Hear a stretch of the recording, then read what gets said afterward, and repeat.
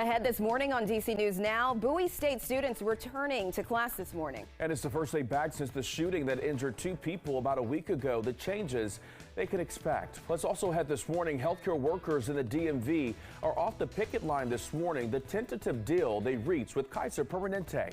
But first, Jackie, good morning. Yeah, good morning. We'll be below average for those high temperatures later on today. We're talking upper 50s to low 60s after a bit of a chilly start. As we get towards the next couple of days, we'll see a gradual warming trend. More details on that coming up. Plus, the Commanders taking a dub on the road yesterday and snapping their losing streak. What we're hearing from QV Sam Howell on the win. The station covering all of the DMV. This is DC News Now. And your time right now is at the top of the 6th, starting with a live look outside over the wharf. And it is beautiful with the lights and the water and the buildings. Good morning. Thank you for joining us on DC News Now. I'm Shanika Grimshaw in for Tanaya Wright. Yeah, good morning to you. I'm Corey James. Meteorologist Jackie Lair is joining us this morning, tracking that forecast. And Jackie, things are cool and chilly. People are going to need that jacket. Probably something heavy. Oh, yeah. I would say a thicker jacket would be good, or even maybe wear the layers. Yeah, yes, layer up. Yeah, layer up. Yeah, where's the bell? Where is the bell? We haven't needed it, you know. I'll get it. Yeah. We need to bring it back. Anyway, the temperatures right now, upper 40s in DC. Notice that just over towards Manassas, we did just drop into the upper 30s, but we are into the low to mid 40s over towards Martinsburg and Winchester. Upper 40s in Hagerstown and Fredericksburg. At DC, again, we're into the upper 40s to right about 40 though, Waldorf. We're seeing that light breeze mainly out of the west-northwest between 3 to 8 miles per hour, so that's enough to make it feel even a little bit cooler. Satellite radar showing us that we are mainly dry across the DMV, but we do have a few showers that are popping up into south and westernmost parts of Pennsylvania. A few of those could dive their way into our northern zone. So through the day today, I'm thinking later on this afternoon, that's when we could see that passing shower. So just be mindful of that. Aside from that, we'll see increasing clouds, highs, upper 50s to low 60s out there for your Monday afternoon. This is several degrees below normal, but we'll see a warming trend in the next couple of days. More details on those numbers for that 7-day coming up. At Shanika's back with the on-point look at those roadways. How's it looking at the 6 o'clock hour? All right, so we're on 95 heading northbound out of Northern Virginia. Right before Fairfax County Parkway, you will see a disabled tractor trailer. So it is making things a bit slow. As you can see, you're pretty packed along that stretch. Now, once you pass Fairfax County Parkway and you're in the district, if you're heading over the I'd say the bridges, you are looking good. The 14th Street Bridge, American Legion Bridge, and Woodrow Wilson. Things are pretty smooth at this hour.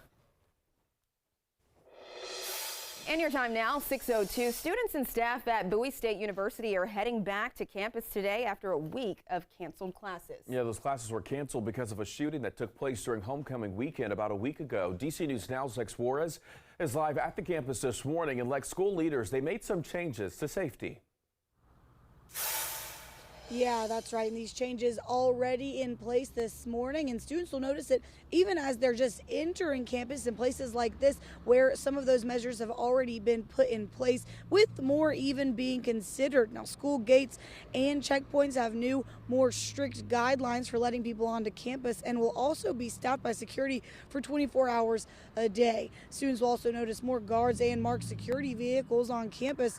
There's also an updated campus alert system now in place. And on top of these measures, the Office of Campus Security is looking into using an AI weapons detection system, adding metal detectors to residential housing, upgrading outdoor lighting, and adding more license plate readers throughout campus. And while this shooting is still fresh on the minds of students as they head back to class this morning, they do say that with this action being taken by the university, they do feel more secure and that it sends the right message to the student body.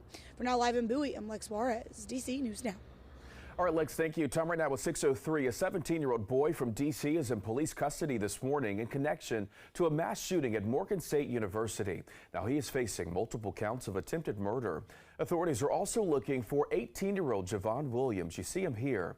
They say he is also from D.C. and considered armed and dangerous. Officials say neither suspect has ties to Morgan State. And Fairfax County Police say they're investigating anti-Semitic flyers in the Wolf Trap neighborhood.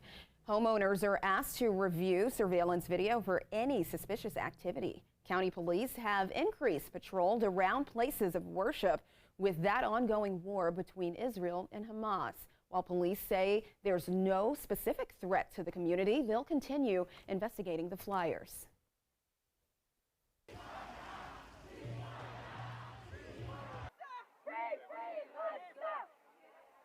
As the war between Israel and Hamas rages on, hundreds of pro-Palestinian protesters gathered outside of the White House Saturday. It came after a similar protest on Friday at Franklin Park, where some shared why they're marching.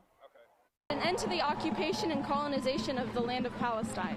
I mean, they're continuing to build settlements in the West Bank. This isn't something new. This has been happening for 75 years. And for the U.S. to also send aid to help the people of Gaza, for them to have electricity, for them to have basic human rights. They don't even look at us as humans.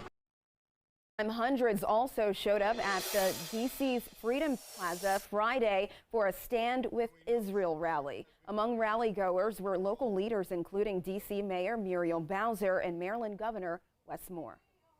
It's been heartwarming, actually, to see and hear the support of our local community, of our, of our leaders, President Biden. Meantime, hospitals in Gaza filled with wounded people are warning if supplies run out, thousands could die ahead of that planned Israeli ground attack. Medics in Gaza sounding that warning as people struggle to find food and water. According to the UN, Gaza's hospitals are expected to run out of fuel for emergency generations by today. And this war is impacting so many people around the world and here in the DMV. For more coverage of how people in our area are responding to the war, just visit our website, dcnewsnow.com. We also have a list of ways to help relief efforts in Israel and Gaza. And according to the Wall Street Journal, retailer Rite Aid is filing for Chapter 11 bankruptcy. This comes after Rite Aid was hit with a Justice Department lawsuit that alleges they violated the Controlled Substances Act in connection to their alleged part in the opioid crisis. The chain says they'll continue to an unspecified number of their 2,100 stores in the U.S. Now, this story is developing, so stay with us at DC News Now online for updates, including for those who use their pharmacies. In meantime, Maryland Attorney General launching a lawsuit against a Prince George's County private school and its principal. He claims the Metropolitan Washington School and its principal submitted a fraudulent application for pandemic-related help, and funding was made available to the school at the height of the pandemic. It was meant to emergencies and to help with necessary items like cleaning supplies, PPE equipment, and physical barriers. The principal's application claimed the school enrolled 600 students. However, investigators say the school works out of a residential address and the recipients were forged. Millions of seniors can now explore their insurance options through Medicare's open enrollment. That enrollment period started yesterday and runs through December 7th. Now, the average beneficiary can choose from 43 different Medicare Advantage plans. Recipients can call Medicare or go to their website to make any changes. Any changes to coverage made will go into effect January 1st of next year. Open enrollment to sign up for affordable health care insurance in Virginia will begin November 1st. Now, you can visit the Virginia online marketplace to shop for prices and compare health insurance plans. Medical, vision, and dental plans will be available. Enrollment will continue through January of next year. And strikers at Kaiser Permanente finding some temporary relief after reaching a tentative contract agreement. The health workers announced Friday that the agreement would put an end to an ongoing labor dispute. That includes low wages and staffing shortages. That strike last week marked the largest healthcare worker strike in U.S. history. And your time now is 6:08. According to the American Heart Association, sudden cardiac arrest is a leading cause of death of young athletes in the U.S. Yeah, it can happen to anyone. And you may remember earlier this year, Buffalo Bills player Damar Hamlin collapsed on the field because of sudden cardiac arrest. DC News Now's anchor Chris Flanagan spoke with a pediatric in Prince George's County about warning signs parents could look for in their child. Dr. Hancock, what is cardiac arrest and is it different from a heart attack?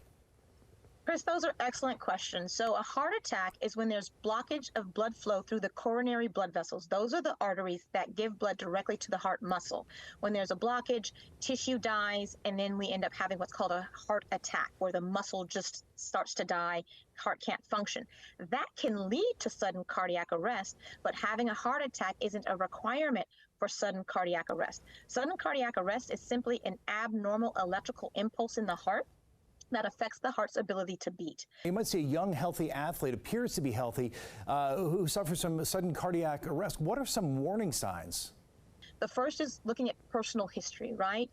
Does this student athlete have a history of significant exertion when they exercise outside of their norm? Have they ever felt lightheaded or passed out on the field?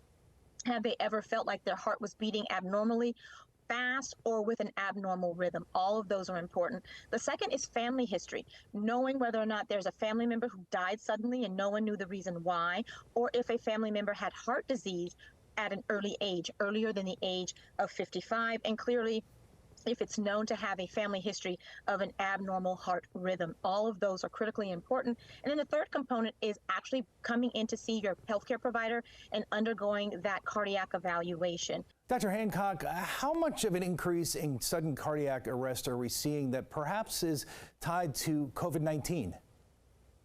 The link between COVID-19 and sudden cardiac arrest is real. We know that with COVID-19, it inflames heart muscle, leading to things like myocarditis. When you have inflammation of the heart muscle, which is what myocarditis means, that can impact the electrical impulse that's sent through the heart muscle to keep it beating strong and keeping ourselves healthy, right? We do know, based on evidence from the American Heart Association, from cardiology organizations, that there is a direct link between COVID-19 and increased risk of sudden cardiac arrest. We have not yet been able to quantify the percentages or the link in terms of risk, but we do know that there is an elevated risk simply because of the impact that COVID-19 has on the heart. Dr. Hancock, terrific information as always. Thank you very much for joining us. We appreciate it.